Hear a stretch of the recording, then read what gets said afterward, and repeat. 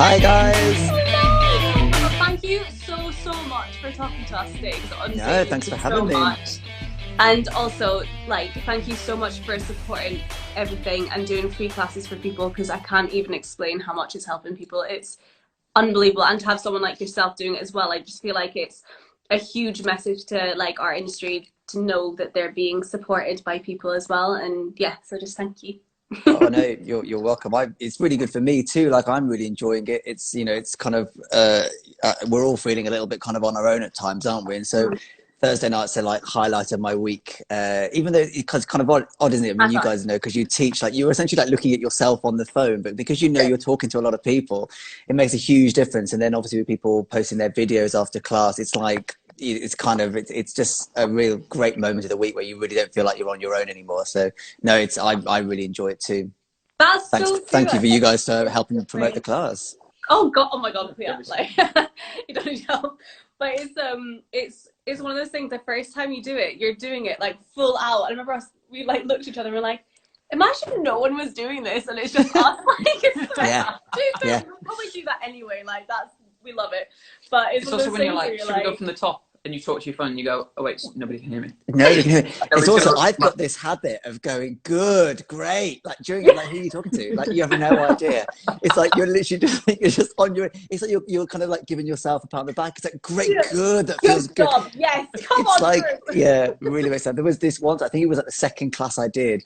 I was like still like really new to the whole Instagram live thing, and it stopped, like the video cut out, and I didn't know. So there was literally a good 10 minutes of literally me on my own, and then like my phone lit up, and it was a message from my friend Gavin. Gavin like, babe, you know you're not on, right? And I was literally like mid downward dog, going like, oh shit. Yeah, so that's the joys of. We were messaging in the group and we were like, guys, is there something wrong with Drew's things? I don't know, it's not really working. Can you see it? Yeah. And then Gavin was like, I'm pretty sure Drew doesn't know that it's gone. No, he hasn't got a clue. It's blissfully unaware. Yeah, that the joy of it. The other day though, like, so you were doing that literally yesterday. And I was like trying really hard not to laugh, because you're like, yes, guys, great, come on, keep pushing. And I was just giggling to myself, because I was like, that's all for me. Yeah, well, you've got to enjoy it. Take it where you can, Lindsay. Do you know what I mean? Take that encouragement where you can. We started this literally with you and Beth, and it kind of just grew from there. And it's just kind of taken off. And it's that kind of thing where, like, because as soon as we realized that it was actually really helping people, we kind of just put everything in and decided that we were going to try and make it as well, just try and reach as many people as possible, make it as varied as possible, and try and give people an actual structure for their day. Because I think that's one of the hardest things in this, is that you feel a bit lost because everything's just stopped. And you need structure, you need those things you're working towards. And obviously, for example, like graduates right now that weren't able to finish their year properly and things like that, like they kind of feel a bit left out on their own. So we wanted to give something that they could keep up their training and keep, well, anyone that wanted to keep training to do it to the standard that they would be getting in college and more. The good thing is that now you can take gems from everywhere. Do you know what I mean? It's incredible, because you can really expand your skill set. I think what also is really amazing, which I think like the people that follow your account and the people that are doing the classes that you guys have set up, I think one thing they might not realize is actually like it's not just an amazing platform that you've created for performers and for dancers and people that want to continue training. You've also created an amazing community of teachers that have come together. So like those list of people that are promoted through your website and through your Instagram account, like for anybody that like doesn't know, all those people are like on one big like group chat on Facebook, and it's like such a lovely, like it's not just organization of classes that's talked about on there. Like the support that's given on that group has been like massively impactful to a lot of people. So I think that everyone's obviously who follows your account is really excited about the content you're putting out, but also it's not just the support you've been given to dancers and to people that want to train, it's also the support you've given to a whole community of teachers, and also giving people, like I think there's probably a lot of those people that are now teaching through magnetic movement that were a bit nervous about how to do it. It turns out they wanted to be able to get their work out, they wanted to be able to provide classes, but didn't really know how to do that. And so having that kind of environment to be able to ask those questions, I think has been really impactful to those people as well. So well done, you guys. Oh, thank you so much. That means so much. I mean, also for us, we get to just take all the classes that we want to take. We're like, who else can get it? Yeah.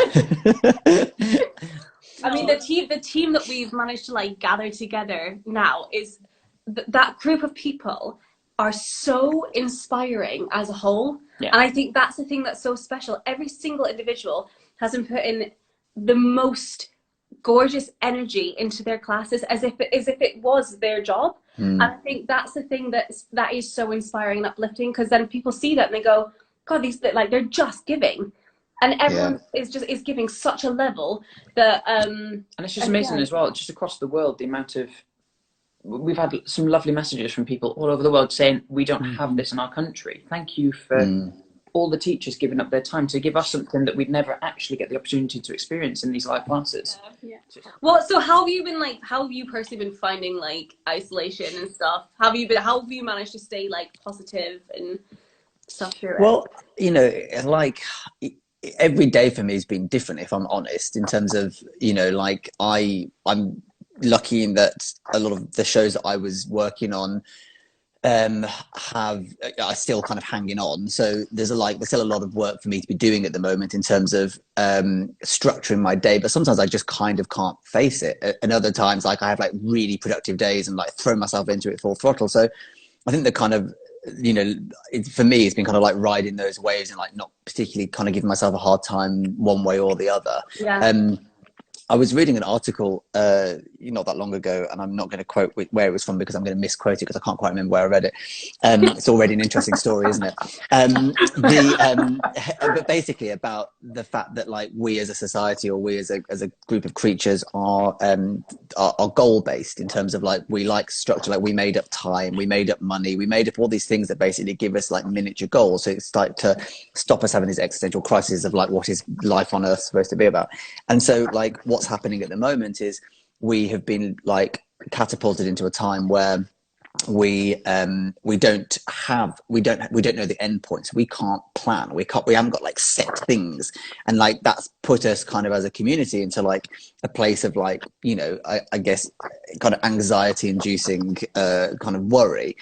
And so people have, you know, are finding different ways of working out how to give their day structure. And I think that you know, the idea of getting up and just having like a simple plan for the day, it doesn't matter if that kind of plan changes. But I think for me, I don't know about anybody else, but like the time I start to feel like I'm free falling or like getting into a place of worry is if like I haven't given myself even one task for the day. So like, you know, for me, the way that I kind of have found like those first, I'm sure everyone was the same, those first few weeks were just kind of like, you know, really hard for everybody, because everyone was like, you know, dealing with their own kind of like trauma, their own worry, all of a sudden their massive financial insecurity, like all of these things, and nobody knew kind of what was happening with tax relief, with jobs, with, you know, all of that. And so I think that like coming out of that, the way that I've kind of taken a handle of, you know, I guess my happiness or my positivity is actually just kind of give myself like a really simple structure for the day, and like having things that I like doing. And what's been there's been so many positives about this experience, I have to say, for me, like so many lessons learned. And I think, you know, before this, I kind of just operated on a real kind of like I had to achieve like a lot in a day. Like I was a real kind of go. My kind of idea of what could fit into one single day, it was kind of like completely warped and bonkers. So I was, you know, a day was exhausting. Whereas right now, I'm like committing to like a few different like projects that I'm really throwing myself into, and like the world can disappear for a few hours while you're like making this document or you're making this, you know, piece of choreography or whatever. And the day has found a kind of really nice ease to it, a nice flow. And I'm speaking to a lot of people that I haven't had time to speak to in a really long time. I'm speaking to my family a lot more. And I realized that like on a personal level, I had this kind of building anxiety about how little I was speaking to my parents. Like it was just something that was just in me, and I was always very worried about it. And now I'm speaking to my family like every day, and I'm really kind of benefiting from that. I'm speaking to my friends I haven't spoken to in a long time every day. And I'm just going slower, but the time I'm spending with people it feels really purposeful. And so for me, the big lesson is about just giving myself a sense of structure, but that structure being projects that are not going to be unrealistic or apply pressure in a time where I just really don't want to face pressure, and really just kind of really enjoying connecting with people in a way that my schedule hasn't allowed me to up until now, and I'm really enjoying that. I think that's gorgeous. I don't know, like, because our industry is so much, not like a rat race, but there's a lot of pressure constantly to maintain a certain level and have to have something lined up straight away, and all those things. There's a lot of pressure. And I found, like, when I used to meet up with my friends for coffee, I'd have an hour. And even then, it was like you're talking to them, but your mind's somewhere else. Mm. And so the thing is, like, for the first time in a long time, you can actually have a conversation with someone and just be completely in that conversation, because you can't have pressure because the world stopped. Yeah. So you're not allowed to have any pressure.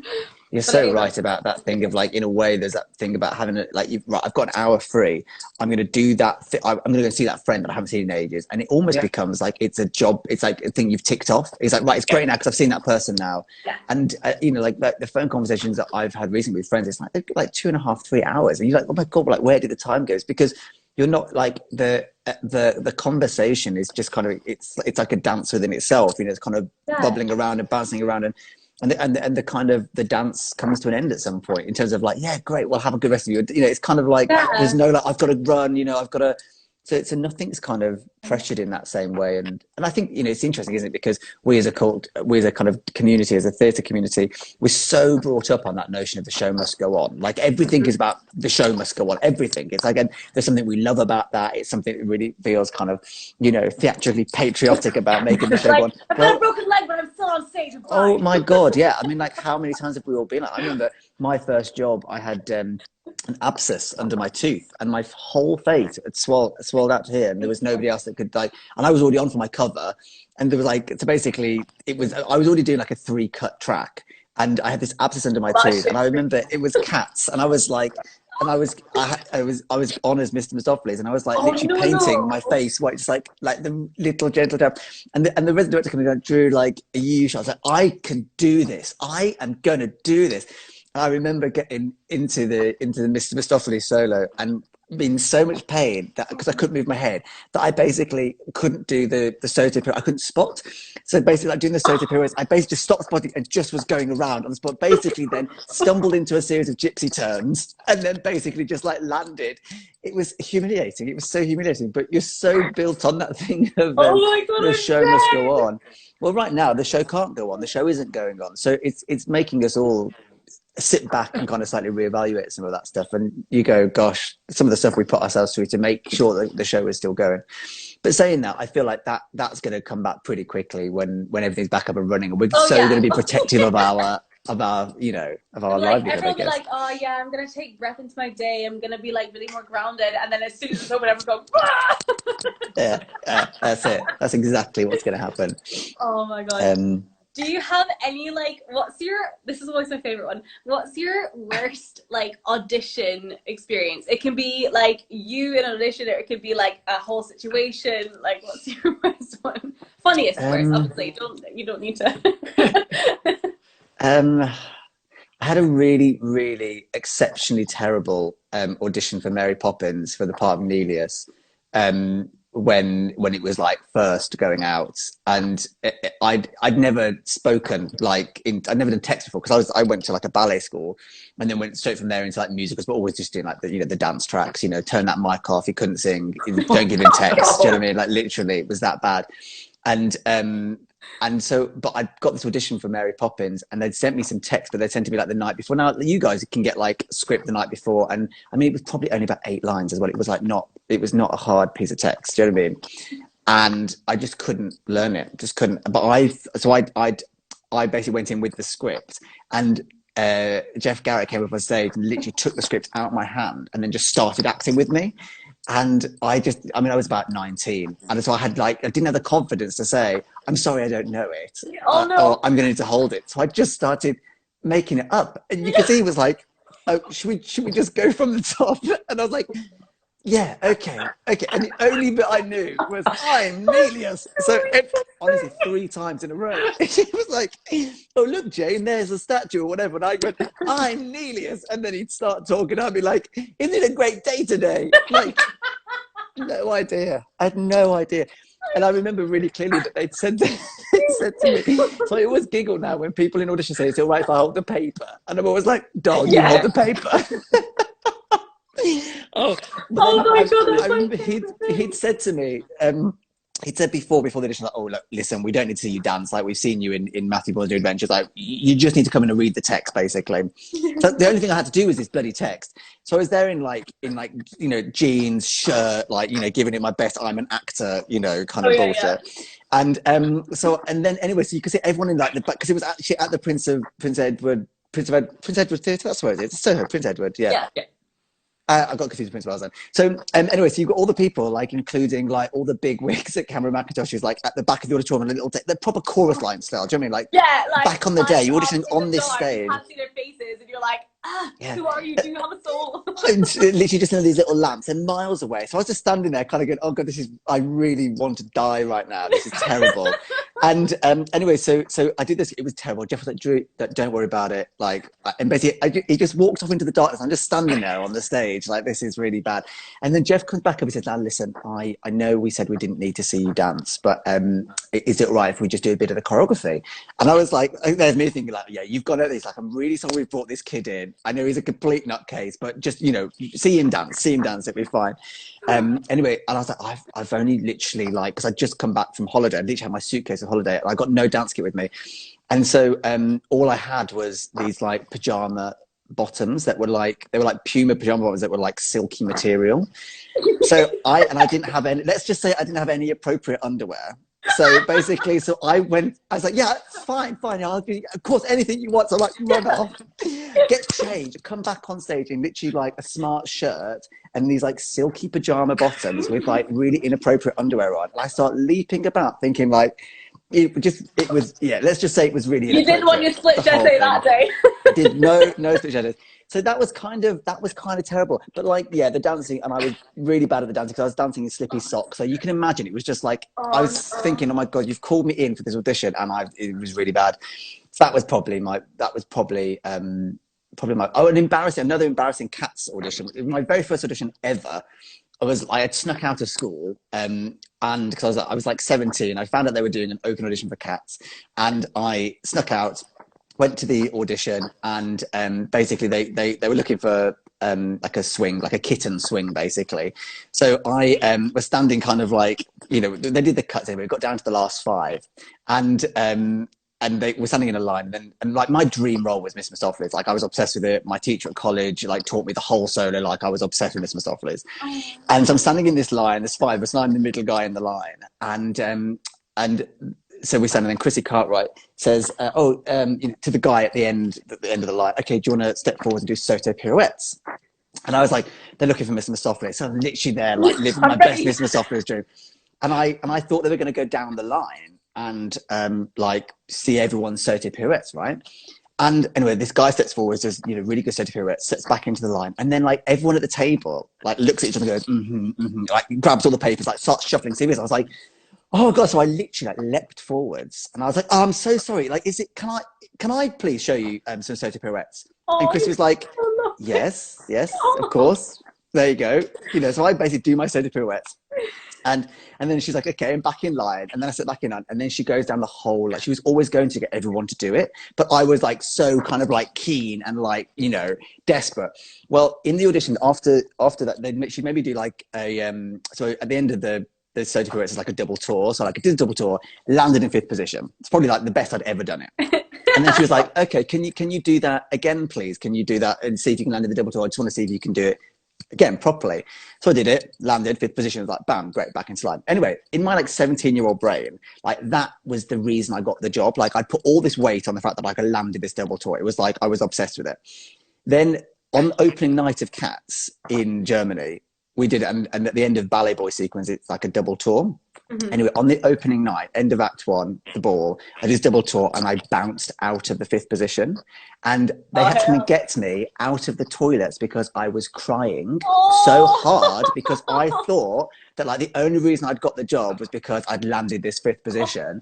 And that I, literally Chrissy had to come and like knock on the doors like, Drew, what's the matter? I was obviously such a drama queen because I was like, you employed me because I could do a double tour to 5th and then I didn't do it. You could tell it's like, oh, this kid just needs to shut up and get on stage. You know? Anyway, sorry, those are my couple of audition stories. My just ever needing. Relate to that. I think everyone can completely relate to that feeling. The amount of times where I have genuinely sobbed because I hopped in a pirouette or like it's mad, isn't it? I tickled my foot. I can't quite remember, but if I did, then I obviously didn't get it. Yeah, I have this weird thing now with performers where like if I go into the dressing room at the interval or after the show, and they like somebody go, oh my god, Drew, I'm so sorry, like that whole thing went wrong, blah blah blah, and I had this really kind of complicated thing in my brain where like, because I never notice ever notice like when people go wrong, like, or if I do I find it funny, like I'm not particularly a bit, so then I'm kind of like, do I have to like now go like, because obviously you also don't want to be like, I didn't see it, I wasn't watching you. Do you know what I mean? It's that thing of a complicated thing of going like, because obviously to the person that moment is like really important, but it's actually, it's like everyone's just, as long as everyone's trying hard, the only time I get like upset is if people are being like visibly lazy on stage. Like that's the only time, like if things go wrong, I mean, I'm quicker to giggle than I am to get cross by anything, but as a performer, if something went wrong, it was like the end of the world. Do you know what I mean? It was like, whereas now sitting on the other side, I find it much more amusing when things go wrong, you know. That's probably just my sense of humour, which is probably bad. I don't know. No, because I think it's important to be able. I think that's actually a really important thing for like performance, like mental health. Actually, when you're doing a show, laugh at yourself. You're human. You're gonna fall out of things sometimes. Like sometimes, like a big puddle of sweat on the floor, you might slip on it and like knock your coccyx out. You never know. Like, I mean, as long as you're like okay, just I mean, as long as it like no one's hurt or anything. But I mean, I love it when things go wrong on stage. It's like it's just so exciting, isn't it? Like it's just brilliant problem solving. It's just brilliant as well. It's what's going on in your own head and then what everyone else around you is doing. Like in West Side, we had benches and I absolutely went head first over the top of this bench. And there were four of us. 2 went up on one bench and 2 went up on the other bench. And as we put them down and went to step on them, my foot got caught and I literally went head first. My hands were behind me up in the air and I was just face down on the floor. And Dominic Sabanda, who was supposed to, him as the shot and me as Jet, I was supposed to get right up in his face straight away after. And he just leans into me, face down on the floor, and went, are you going to get up yet? Because you were thinking about worming off stage. Yeah. Like, nobody look at me. I love it. Cats was the one that actually happened. I slipped on sweat when I was Rumpel, kicked myself in the head because I was just going full beans, you know, and then knocked myself over, knocked my coccyx, and I was in so much pain I couldn't see properly, and all I remember is Matt Chrisanne going, Lindsay, like in the middle of like, I can't remember what he was, but the bit where you're turning around and go, Lindsay, just go off stage. I was like, I can't see. Oh no. I was trying to finish the ball, and then I refused to go off because my nana was in that night. And I was like, no, that's it. I'm not going off. I'm going on with one leg, Nan's in. Yeah, just drag it on. Drag it on. It was so funny. He was like shouting at me like, Lindsay, go off stage. I was like, genuinely, even if I'd wanted to go off stage, I wouldn't have been able to because I couldn't see anything. You need someone to just drag you by the tail, just off stage. Like, oh, come and take me, I'm done. That cat's having an allergic reaction to something. It's like, just take her off. The cat had ice cream. Oh God, I had a really bad, another really embarrassing story about cats was because I covered Misto, and the guy that played Misto was injured or ill or something, and I ended up playing him for quite a long time. And then once I left the show, basically I was that guy that was like called up anytime they needed like a Misto on tour or whatever. Only in Europe, I never did it here, but in and around Europe, I was like kind of going off and like doing Misto for the weekend or whatever. Anyway, I got this call saying, can you go to, I don't know where the hell it was. It was like Duisburg or somewhere like really random in the middle of Germany. And I turned up, and like as soon as I got there, I felt there was like a real kind of narky energy about me. He was like, hi guys, you walk in, and all the cats were like not happy basically I was there. And there was a guy that I'd been in the show with a long time ago. I was like, hey, like what's the vibe like? And they were like, oh, basically, like both covers are here, but they've chosen to call you rather than put the covers on, which obviously is a really problematic political thing. I didn't know. I mean, anyway. So in this show, it wasn't even like a theatre. It was like a town hall somewhere. And so obviously with the misto drop, you basically like you climb up the rig, whatever, come down on the rope. Well, in this place, literally like 10 minutes before the show, the guy was like, oh, basically, there isn't a rig. You have to go up some stairs, but basically meet the stage manager and he'll run you up type thing. So I go and meet the stage manager. We're going up literally like 7 flights of stairs. Like, first of which, of course, I've got this massive number to do. I'm not going to make it through this. Like, if I have to walk up any more stairs. I don't know if you actually manage to do that 8 shows a week. It's vile. It's probably like vomit in your mouth kind of taste. Yeah. So I'm going up these stairs, right? And so you have to like put your hand in the rope and then you put your foot in the rope. And usually, like, every time I've done it before, you kind of put it in and then you just like get like kind of lowered out. And you're about like a foot away from like the thing. Anyway, I got up to the top of this rig and I was like, I can't see where the entry point is. And he was like, don't worry, basically, put my hand in the rope and then basically put this like bar around and then just like winched me out. So honestly, guys, it was like about 12 feet away from the thing. And I was just there with the thing. Anyway, so I was like, it's miles away from the rig and I'm holding onto the thing and I'm just slowly spinning, waiting to get put down. Anyway, I can hear it downstairs and Tugger's going, oh, the wonderful, the magical, blah, blah, blah, Mr. Mustopheles. So I do the breathe in and I'm ready to go down. Nothing happens. No. So then I'm just sat there and I go, and there's just that drum roll. And I'm like looking at the stage manager. Of course, I don't really speak German. He speaks no English. I'm like, you just turning slowly on the spot like this. And then the Tugger goes, the wonderful, the magical Mr. Mustopheles, drum roll. I'm still doing this. Anyway, then the guy on the bar starts going, he's like this with his earphone in. It's like, you're going to have to come back. You're going to have to come back. So I'm like, I'm miles away from you. So I just start, you start swinging your hips. I'm trying to get back onto the bridge. And they said, the wonderful, the magical Mr. Mustopheles. Anyway, at this point, right, I've got one leg on the thing. Then the rope starts going down. So I get birthed through the stars, bum first, as I come through, and my legs are like caught up with the thing as I'm coming through the thing. Which then, of course, sends me into like a complete spin as I'm coming down this thing. And they basically have to lower me down onto my bum. So I get off the rope, onto the bum. And then, of course, what do I have to do is I have to get myself up and I have to get the thing up and then I have to go, presto, right? So I'm already feeling like an absolute prat because I'm like, presto. Like I've literally just wiped the floor with my bum. And then like literally inside me then, I'm like, do you know what? I am going to kill it now. This is going to be the best performance of my life because as soon as I landed as well, I got right, and then literally as I walked around, I don't know which cat it was. One of the cats in English was like, "He's come from London for this shit." Literally like that. So I was like, "Oh my god!" So anyway, the beginning of the routine, bum bum da da da. I'm like, I'm living this, bitches. I'm going in on this. I'm going in on this, dancing for my life. Literally ran down to the corner, did the pounce, and went so hard. My leg went from underneath me. I landed on my bum again and slid onto the steps on the front of the thing. The thing is, all you could do by that point was start giggling. It was honestly one of the most humiliating times of my life. And it was just made even higher because all the cats were sitting on that boot like, like this, literally like on the thing. Anyway, but it was actually a good icebreaker because it was at least because I started giggling then, of course. So as I went upstage, I was like, this is hysterical. Then I think it kind of broke the ice, and then by the end of it, we had like a really lovely week. And I only did like 4 shows, but yeah. Anyway, so that's my embarrassing one-off ever though. When you're like, yes, right, this is it. I'm just gonna absolutely give my all, like blah blah, and then you go so hard that you literally just dressed as a cat. It's a thrilling moment in my career. So upset. Is there no video footage of you just rotated? Yeah, I think it's probably still been there now if that never could happen. Yeah, bad times. Oh, that is fantastic. I can't breathe. That's so funny. Oh, that's literally the day. That is absolutely brilliant. Oh my god. God bless cats. That's why you decided to start choreographing. No. Yeah, never again. It was so traumatic. Yeah. Yeah.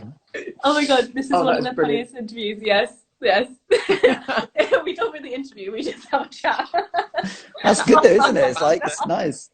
I did another one of these actually, and it was like it was not really like an interview. It was just like a catch up, which was really lovely. And you're like, oh, I did with Tom Jackson Greaves. I did such a fun catch up with Tom. I haven't spoken to him in such a long time that it was like we just gossiped for literally like an hour. Like, oh, this has been like on live Insta. Because you feel like you're on you forget on that everyone's watching, and then you're like, okay, I just actually told my like most embarrassing. Yeah, we've really gone deep and dark and gone right back, and all of a sudden we're in therapy, and then we realise you've been Instagram live in the whole thing, talking about childhood trauma and yeah. I'm sure that's so funny. Oh, that's literally been my day, man. Like, right.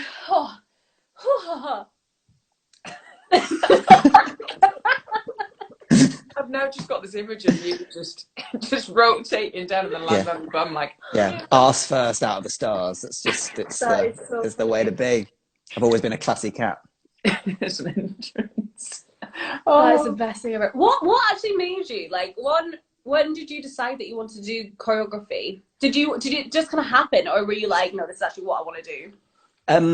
The choreography was actually long before the performing and that probably sounds a bit weird, but like so when I was like really little, when I was like in like nursery school, I used to pretend to be magic, and so I'd kind of, especially around tidy up time, because I didn't like tidy up time, funnily enough, and I used to basically like get a pen or a paintbrush, and I used to kind of dance around nursery and kind of like bibbidi bobbidi boop. I'd obviously seen it in like Sleeping Beauty or something, and like I'd magic all the tidying up to be done.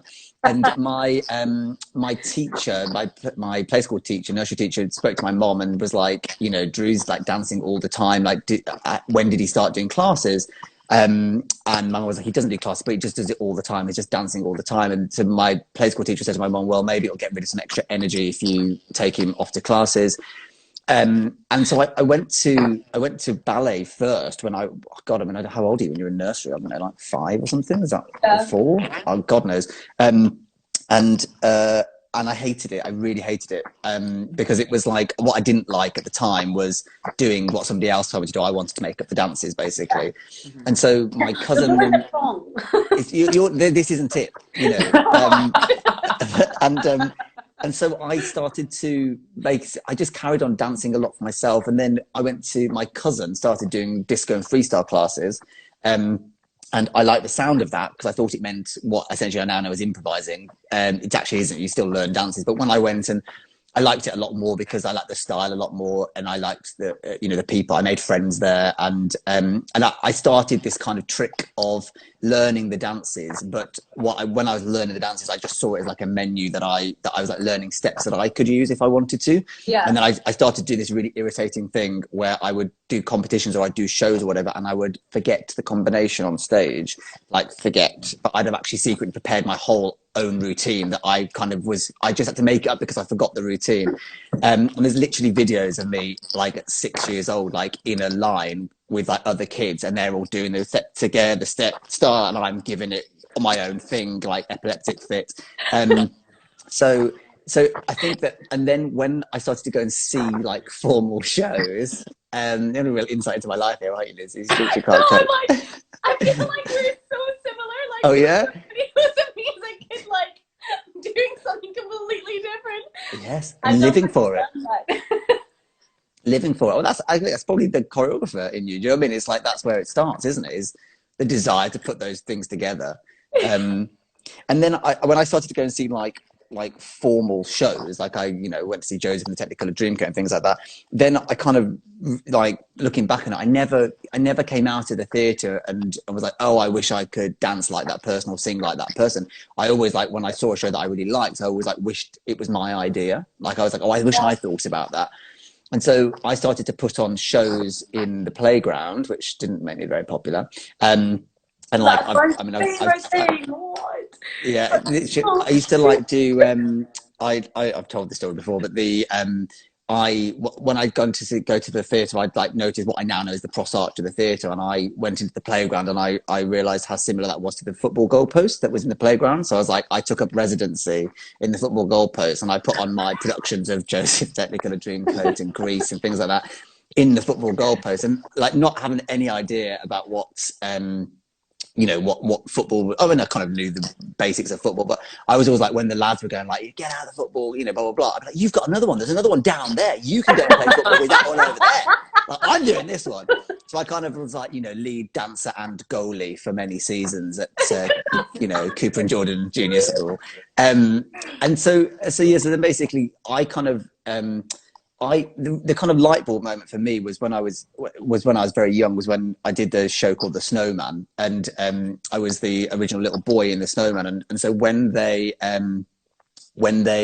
were making that, like I was part of the kind of creation process, and that was choreographed by this really amazing man called Robert North.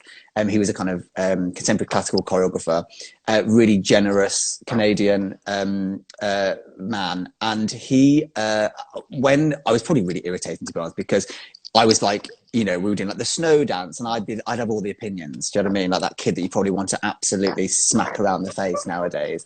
But I was that kid, full needing a smack kind of kid, and had all these like ideas and opinions. And so I kind of worked with with him in terms of like he was very generous with me in the creation process. And I used to, during the tea breaks, all the other kids would go off into the green room and be with their parents and eat chocolate, whatever, and I'd stay in the studio and I'd make up dances. And Robert kind of like clocked that I was like making up a dance, and so he started talking like, well, what's that dance for? And I was like, oh, it's just for me, or it's for whatever, blah blah. And so he started to like give me little pointers, kind of saying like, oh, well, you could repeat that step if you liked to, or you could do that facing another way if you liked to. Like, it was kind of giving me some really basic things, and I was probably about 8 or 9 at this point. And I said to him, what do you do during the day when I'm at school? Because we were only rehearsing in the evenings. And yes, Daniel, legend, Robert North. I was kind of only rehearsing in the evenings. I was at school in the day. And I said, what do you do when I'm at school? And he said, well, I stay here and I work with all the adult dancers. And I was like, but what do you do for a job? And he said, well, I do this. I said, you make up dances as a job all day? And he said, yeah. And it was like a real light bulb moment. And he said, I said, what's it called? And he said, it's called a choreographer. And I asked him to write it down. It was on those really big yellow Post-it notes. And it was the first time I marched with that Post-it note out into the green room. My mum looked utterly shocked. Mum probably thought that like something terrible had happened to me because I'd come out of the studio at the tea break. And I was like, and I gave her the Post-it note, and I said, that's what I'm going to be. I'm going to be a choreographer. And that was literally it, from like 8 years old. And so every decision really after that was about becoming a choreographer. That is so beautiful. Choreographer. Choreographer. Oh, I'm sorry. This is another funny story about things going chaotically wrong. But this just reminded me about the snowman. Was so like my family, we're from the West Midlands, from Birmingham, and like. Neither of my parents are anything to do with theatre. My mom's a nurse. My dad used to work for a plastics company. They both now work in the hospitals. They're actually working really hard with the current pandemic. And so they're like fully suited and masked all the time. Anyway, so that nobody from theatre. And so I kind of did the audition for the Snowman, got the Snowman, and then the Snowman was transferring to London, and they were using London-based kids. Sorry, the Snowman was originated at Birmingham, at the Birmingham Rep Theatre. And so the show was transferring to London, and they were using London kids. And we got a call like literally 3 days before they were opening, just saying, oh, I can't even remember what happened with the London lads. I can't remember what the context was, but basically saying we need Drew to come and open the show. And can he come now? And my mum I remember my mum being like, oh, hang on a minute, Drew, do you remember the Snowman? Like, do you remember because it was like the summer before, whatever. I was like, yeah, it's fine. So I kind of went in, literally like didn't have a rehearsal, but basically like went in, did like a kind of dress rehearsal, and did the show in the evening, like the opening night. It was Peacock Theatre. And so I must have been like 9 or 10 by this point. And I remember we had to go in for a meeting, and my mum had to sign a thing that was basically about the insurance, because there was flying in the show. Oh no. Yes. Yeah. There I go. Oh, sorry, someone called me, so I was like, yeah. So anyway, we're in this office with this like London producer, and we're talking about insurance, and they're saying to my mom, oh, you need just to sign here, it's basically for Drew's insurance for the flying. And my mom like read it, and my mom was like, she's like, how much are you insuring him for? And they're like, oh yeah, we have to, because he's underage, we have to insure him for £1 million. And my mom made this joke. My mom was like, "Oh, well, for £1,000,000 you can drop him." You know, like kind of like, you know, this thing. Anyway, so I remember sitting there like, this picture was like, okay, crazy woman. Anyway, so, you know, like Brummy sense of humor. And so anyway, cut long story short, it's opening night. We get on there. I've like had like one tech rehearsal, and back in those days, the flying harnesses were made out of wood. Like it wasn't like the lovely soft stuff now. It was like you literally like in a wooden case. So it was like really painful. And anyway, we go up, and because I can't remember what happened, something to do with the stage management. So with the flying, there's two bars basically, and I'm on one track and the snowman's on the other track. And in order to, so basically, like there's one person doing the pulling, so you're going side to side, and there's another person doing the pulling that makes you go up and down. And the person that was doing the up and down was obviously like new or drunk or something. And basically, like so we're going, you know, you can imagine it's the opening night in the West End. I'm living all my, you know, little boy fantasies, and we're walking in the air. I'm floating. I'm giving you my full acting. Oh, you know, look at it. It's like overacting for the gods. You know, really enjoying it. And anyway, there's a bit, it is suddenly swooping low. And so we swing across the side, and the person that goes up and down, obviously thought the way to get me down quickly was to kind of let go of the rope. So basically, so we're going suddenly, and I go, boom, like completely like drop, and then basically catches me at the time. So I'm like, you know, a few feet off the bottom of the thing, catches the rope, and then pulls me up really quickly. But what's happened in that moment is that one of the bars has basically like bounced off and bounced onto the snowman. So I get pulled up really quickly, and then as the tracks across, I basically my like wire gets locked with his, and I start dramatically swinging from side to side, basically like this. And so you've got the snowman on the spot going like, you know, walking in the air, and you've got this like 10-year-old child in this dressing gown going, whoom, whoom, like this, side to side, like okay, with his little slippers on. Like, but listen, let me tell you, still a full face. I was still fully acting as you go side to side. Yeah, I was giving you everything. I mean, luckily I was lip syncing, so you know I'm still lip syncing to Alan Jones. Anyway, so that happened, and then then that's the end of Act One. So we're staying up, the curtain comes out. And I remember the like in that moment, the only thing I could see was my mother sprinting up and down the wings, because she was obviously my chaperone. Because you could tell she was like thinking she'd made a joke about dropping me for £1,000,000. She was like, chaos up and down the wings. But I remember really clearly that you just couldn't do this now. I mean, like you just never get away with this. But because the top of Act Two was supposed to be the people like, you know, the little boy in the summer, like landing in the snow. That basically the producers all came on stage and was like, look, we can get you down, Drew, but we can only get you down once. So what we'd like to do is we'd like to leave you up there during the interval, and then basically just like winch you down at the top of Act Two. So I mean, honestly, you just could never do this now. But like at the top, that was me, like literally like on stage, just something like just slowly. Child labor. With my mom at the bottom on the floor, like literally just trying to throw me bottles of water up to try and catch the bottles of water. And then just my mom all of a sudden going, oh, Drew, I mean, I didn't mean it. I mean, I didn't mean for them to say anything like that. I'm so sorry. I'll never say it again. Like, it was like absolutely mortified. Anyway, yeah, so me and ropes or wires is not the one. Not the one. That's the funniest thing ever. I swear to God. If anyone needed any like therapy, here you go. It's laugh therapy for you. Yeah. Best medicine in life. It is. Laughing is the only way through it, isn't it? That's what we've got to do. Oh my God, that's the funniest thing. Oh. Right, last thing, then we're gonna have to let you go because Bo's got her tech coming up.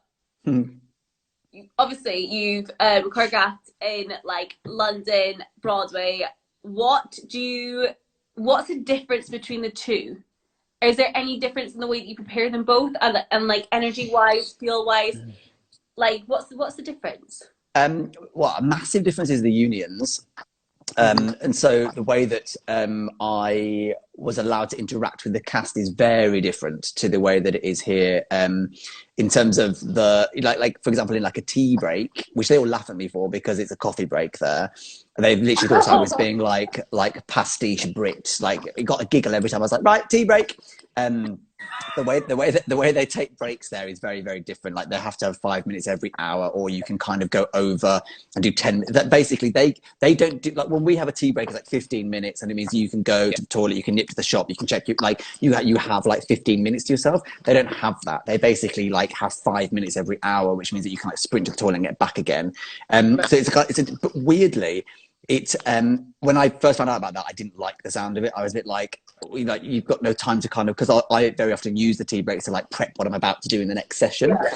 But actually it worked out much better, because with a 15-minute break, you end up taking quite a long time to get people back in the room. Whereas what actually happens with a 5-minute break is people stay in the room. So people like, you weirdly get more work done with their break system, and people like have the 5 minutes to go check Twitter, have a drink of water, but like it doesn't go, oh, I'm going to walk to the shop and have a cigarette, which kind of like takes that's right. And so like energetically that was quite good. But it was hard in terms of like, you know, like in Britain, like everyone can kind of do everything, whereas you're very specifically only allowed to do the thing you're employed for. So like I wasn't like, even if I'm standing next to the prop table, somebody would have to come and collect. So I could be standing next to this mug and I need the mug for the scene. I can't pick up the mug. And actually the actors shouldn't either. So basically the stage management are the only ones that are allowed to. So like there'll be times where, and that's really counterintuitive to me, because my reasoning for doing that is helping. But the unions are very, very, very strict there, and it has both, you know, positives and negatives about that. So that's like a major difference. That's really interesting. Yeah, I didn't realise that. But did you try and get them, like, naturally, instinctively? Would you go to them and be like, no? I was really, part of my like induction into the whole way of working, they really put the fear of God in me about a lot of things. So like as I got further into rehearsals, I relaxed a lot more. At the beginning, I was very like I'd been made to be very scared of the unions and the stage management, and it's only because I feel like it's my job as a director to create a working environment where everybody feels valued. And so like I wanted to really learn about how, I was very aware of being a Brit coming into Broadway and how many Americans deserved my job. And I kind of wanted to be very respectful of that. And I didn't want to appear to be a British person coming in saying that the West End knows how to do it.